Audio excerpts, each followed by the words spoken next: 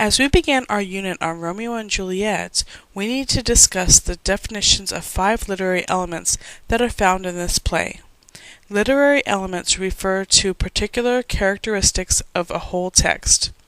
These are the elements of storytelling which are common to all literary and narrative forms.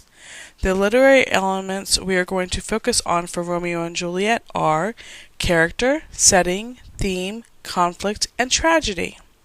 We will begin with character. A character is the person or persons that inhabit and take part in the story. Most stories have many characters. The 2 main characters in Romeo and Juliet are Romeo Montague and Juliet Capulet. As we read through the story, we will encounter many other characters. Some of these will be essential to the story, while others will be for comic relief.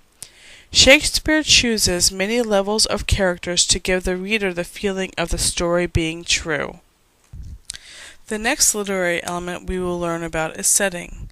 The setting is the time and place where a story occurs. This could be as broad as the desert or as specific as an exact city and date where the story occurred. With Romeo and Juliet, we are given an exact place, Verona. However, there are several little settings that are also important to the play. Although Verona is a fictional place, Shakespeare provides the reader with enough information about the setting that the reader begins to believe this place actually exists. The third element found in storytelling is theme. The theme of a story is the unified or dominant idea of a story that is generally written in a complete sentence. As we study Romeo and Juliet, we will encounter many themes. One of the main themes of Romeo and Juliet is forbidden love and how it affects everyone's life. In many of Shakespeare's plays, we find the theme of love to be a focal point.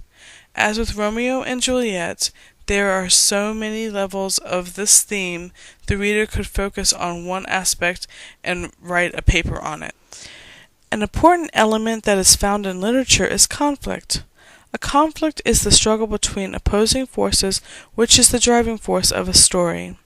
The outcome of any story provides a resolution to the conflict or conflicts. This is what keeps the reader interested.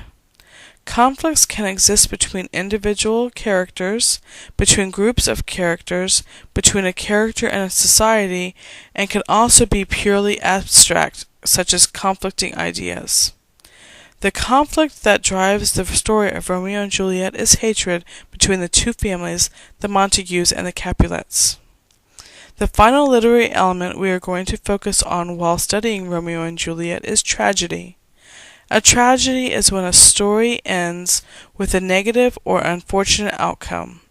The outcome is essentially avoidable, usually caused by a flaw in the central character's personality. Romeo and Juliet has become one of the most famous tragic love stories of all time, although many of Shakespeare's plays do end tragically.